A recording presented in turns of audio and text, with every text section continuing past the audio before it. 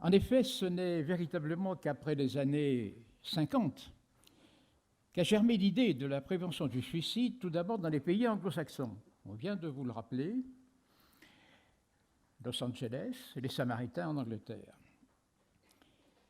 Il convenait alors de sortir de cette chape de silence propice à la transmission des préjugés et des idées fausses, dont il n'est d'ailleurs pas évident qu'elles aient totalement disparu. Parler du suicide, c'est inciter, etc., etc. Ceux qui en parlent ne le réalisent pas. J'en passe. On l'entend encore. Ces préjugés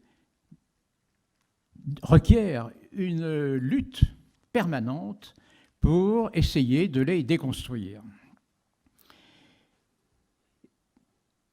En France, la période de maturation des conditions institutionnelles et sociétales de la prévention du suicide s'étira sur plusieurs décennies, essentiellement des années 60 à 90. On peut dire que c'est seulement depuis 1990 et les années suivantes qu'a véritablement démarré la dynamique de la prévention du suicide, à la fois institutionnelle et sociétale.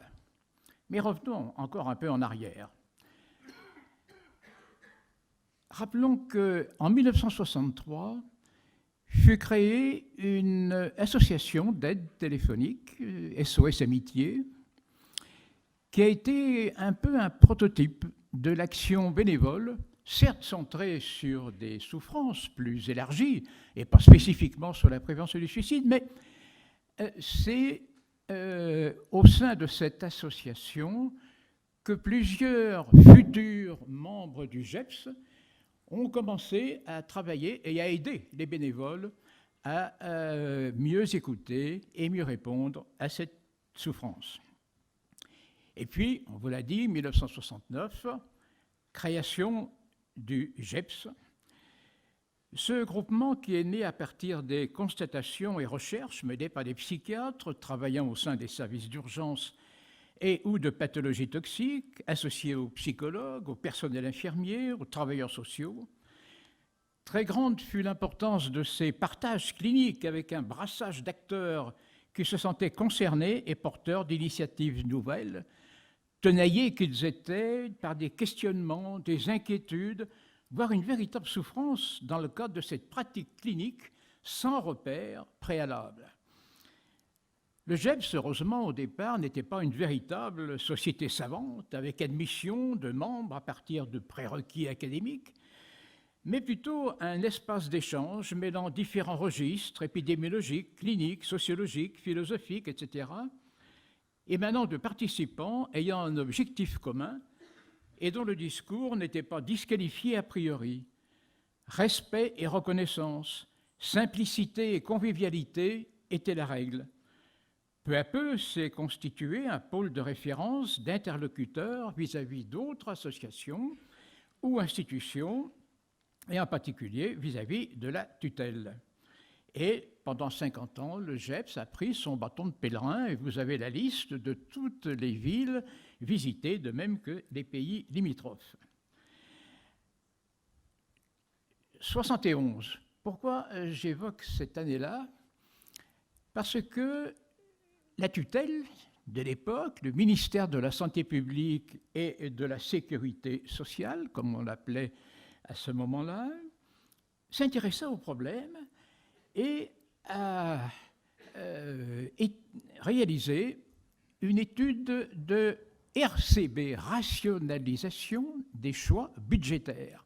Autrement dit, le souci était d'investir en un programme développant les services d'urgence, les structures d'accueil, l'aide morale et psychologique, la formation des professionnels. Il y avait déjà tout. Il y avait déjà tout. La brochure, septembre 1971. Elle concluait « Les calculs effectués montrent que cette politique est rentable pour la collectivité. Ceci ne veut pas dire que tout projet écoutez bien, d'amélioration de la santé publique doit être abandonnée dans l'hypothèse où la non-rentabilité est démontrée. Les avantages attendus sur le plan humanitaire peuvent en effet à eux seuls justifier une action. À l'époque, donc, les tutelles administratives étaient certes soucieuses de rentabilité, mais n'oubliez pas la dimension humaine, même dans l'hypothèse où cette rentabilité n'était pas démontrée de manière scientifique. Continuons quelques années après, l'INSERM s'est intéressé au suicide. En 1975, a publié une étude sur morbidité et mortalité par suicide, concluant à la nécessité d'une approche pluridisciplinaire et épidémiologique qui restait à faire. Alors à ce moment-là, au GEPS, on se disait, les choses bougent, la prise de conscience collective paraît s'opérer de manière intéressante. Allons-y, allons-y. Et puis, ça s'est dilué dans le sable pendant 20 ans. Oh, certes, il y a eu, heureusement, une multiplication de la création d'associations bénévoles, mais il y a eu aussi en même temps des grands débats polémiques. Citons deux. Celui de l'apparition de l'ouvrage de Bechler sur les suicides, qui concluait au fait que c'était un phénomène inélastique et donc la prévention, finalement, ne servait à rien. Et puis le fameux ouvrage polémique en 1982 de Guillon et Le Boniec sur suicide mode d'emploi, dont vous avez tous entendu parler. Il a été réédité en 1989, malgré l'interdiction, et qui, comme vous le savez, prônait la nécessité d'impliquer les médecins. Médecins, aidez-nous à nous suicider. Enfin, bon, je caricature un peu, mais enfin, c'était quand même un peu dans ce sens-là. Ce qui amena d'ailleurs le droit à se mobiliser un peu en créant la loi de 1987, un 31 décembre, encore un 31 décembre, sur la provocation au suicide. Mais enfin, le droit a été très frileux et n'a pas voulu s'engager plus avant, d'autant plus que le droit avait cessé d'être impliqué depuis 1793. Alors, pourquoi cette traversée un peu du désert, ce qui n'empêchait pas le GEPS de continuer à travailler, à produire des recherches et à continuer ces échanges, en particulier sur le plan clinique et épidémiologique. Il semble que le tabou restait encore très fort, ce fameux tabou ancestral. Et aussi la prévention, à ce moment-là, du suicide, a peiné à trouver sa place entre d'autres problèmes de santé publique, comme celui des toxicomanies. C'est vrai que depuis la loi du 31 décembre, encore 70, le problème de la toxicomanie, alors c'est quand même intéressant dans la mesure où on connaît les connexions très fortes entre toxicomanie et suicide, que nombre de membres du GEPS étaient également membres d'associations de lutte d'aide aux toxicomanes, la fameuse Association nationale des intervenants en toxicomanie, dont Michel Debout a été le créateur, ce qui était aussi une manière de contribuer à la prévention du suicide, certes de manière indirecte, mais quand même tout à fait réelle. Alors, pendant toute cette période, le GEPS a tenu bon, alors que le nombre de suicides augmentait d'année en année. Ce qui était effectivement pas très positif pour l'activité du GEPS. Mais il a continué à s'étoffer par l'adhésion de nouveaux membres, soit qui sont restés permanents, des fidèles, soit des compagnons de route qui ont suivi le GEPS pendant 2, 3 ans, 4 ans, et puis ensuite ont suivi leur propre chemin, créant de ci ou de là des structures dédiées soit aux jeunes en particulier, soit à d'autres types de personnes souffrantes. Alors, c'est à partir des années 90 que les choses ont commencé véritablement, au niveau de la prise de conscience, à bouger. Le relais sociétal qui était déjà préparé avec le développement des associations d'aide bénévoles, par téléphone, par rencontre, par Internet, etc., dont la diversité recouvre les publics concernés, les jeunes, les parents, entourage proche, personnes âgées, handicapées, associations auxquelles de nombreux membres du GEPS apportèrent leur soutien, leur concours et des conseils, et qui représentent actuellement un maillon essentiel dans la prévention du suicide. Ce relais sociétal contribua à créer une dynamique débouchant sur une prise en compte plus vigoureuse et permanente de la part des structures de santé publique. C'est ainsi que une nouvelle étape a été franchie en 1993 par la publication du Conseil économique et social sur le suicide à l'initiative du professeur Debout. Ça a été facilité par l'émotion collective ressentie à la suite du suicide du Premier ministre, de l'ancien Premier ministre d'alors, Pierre Bérégovoy. Dans la foulée, en 1994, le Haut Comité de santé publique définit l'établissement des projets prioritaires dans la prévention du suicide après une consultation d'experts généralistes en santé publique.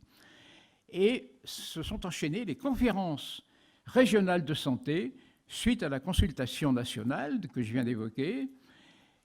Pour un grand nombre d'entre elles, la prévention du suicide était au rang de leur priorité. Ça a été un phénomène tout à fait majeur, tout à fait décisif dans la prise en compte de la prévention, de la dynamique de la prévention du suicide. Et puis, en 1997, la première journée nationale de prévention du suicide qui a débouché sur la création de l'Union nationale de prévention de suicide.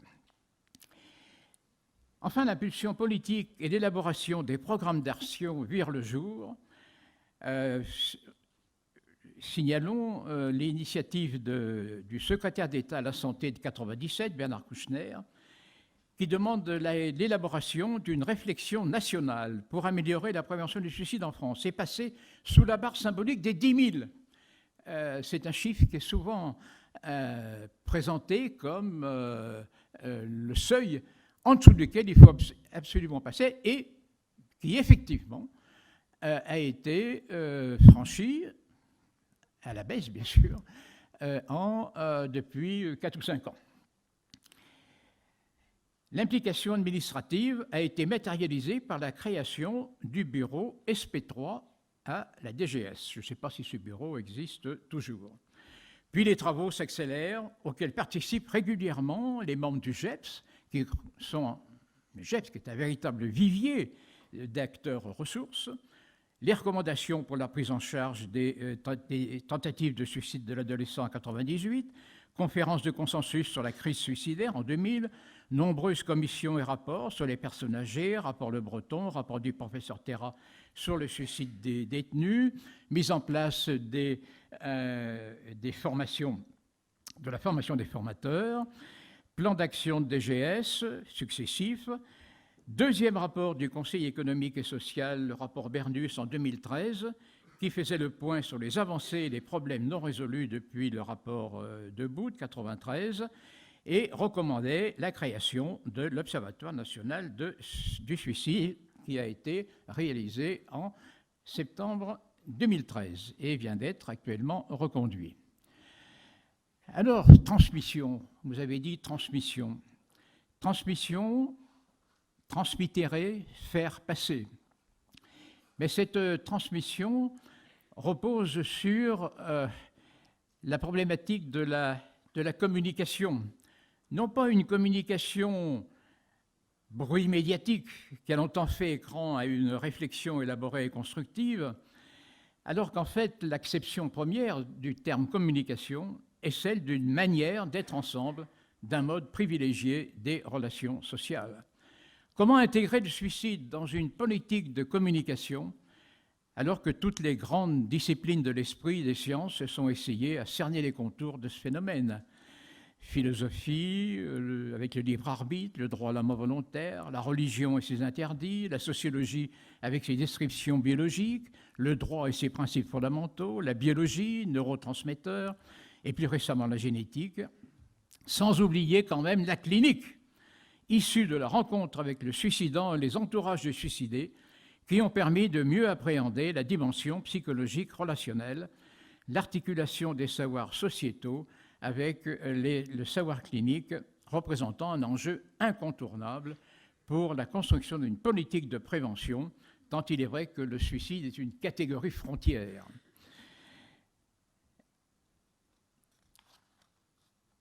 La meilleure façon de communiquer sur le suicide n'est pas encore bien définie, malgré de grands progrès. Les résistances sont encore vives. Les idéologies, trop souvent convoquées de manière inappropriée, on s'en rend compte au propos des débats sur le suicide assisté. Il en sera encore pendant longtemps ainsi, tant que persistera ce tabou insidieux que j'évoquais au début et la difficulté de tenir la ligne de crête entre réprobation et approbation. Le corpus scientifique évoqué tout à l'heure, forgé au fil des 50 années passées, n'est pas immuable, établi une fois pour toutes. Il évolue en fonction des nouvelles approches biologiques, génétiques, etc. Néanmoins, les premières fondations psychodynamiques, sociologiques et éthiques gardent toutes leurs valeurs, visant à mobiliser les capacités subjectives, individuelles et groupales. Se frayer un chemin indépendamment des idéologies et des croyances dont la pression demeure vive, parfois sous des formes scientistes, est essentiel. Les acteurs de la prévention doivent eux-mêmes veiller à ce qui peut se jouer à leur insu. Raison de plus pour maintenir un cap et une vigilance au plus près des souffrances sociétales suicidogènes et de la souffrance intime plus personnelle, unie dans un complexe qui garde encore sa part d'énigme. Cette prévention doit donc s'appuyer sur les stratégies de communication qui doivent être élaborées avec l'objectif de sensibiliser sans normaliser, d'aider sans juger ni réduire à une causalité simpliste, fournir des repères nouveaux issus des données actuelles des sciences sociales, psychologiques, médicales, sans ignorer les repères anciens. Le suicide, spécificité humaine, comme l'a rappelé Axel Kahn, nécessite que l'engagement dans la lutte contre le fléau du suicide constitue bien pour une société une pierre de touche de sa capacité à produire du sens. Mais peut-on injecter par décret, nous dit Denis Leguet, un collègue de l'équipe d'Angers, peut-on injecter par décret dans les rapports sociaux de la solidarité, du lien, de l'attention portée à autrui? Face à l'inflation des droits de notre société, en particulier concernant la fin de vie, le libre arbitre, l'autonomie, il est nécessaire de maintenir à tout prix le principe du droit à être protégé contre soi-même, droit qui ne peut être guère l'objet d'une loi autre que celle présidant au fondement de l'humanité et à l'être pour autrui, comme l'évoquait tout à l'heure le professeur Thomas. En guise de conclusion, il est intéressant de reprendre une conclusion d'un jeune interne, Pierre-Yves Denielou, qui en 1986 à Bordeaux faisait une communication sur l'institution GEPS, le GEPS en tant qu'institution. Il reprenait tout ce qui pouvait lier les 18 premières réunions du GEPS des années précédentes, et il concluait: le mouvement fêtant ses 18 ans disposerait-il maintenant de la capacité de penser sa responsabilité? On se doute bien qu'il serait prématuré de conclure. Alors, à cette crise de l'adolescence, sommes-nous actuellement dans une crise de la cinquantaine? Aux générations futures d'en juger.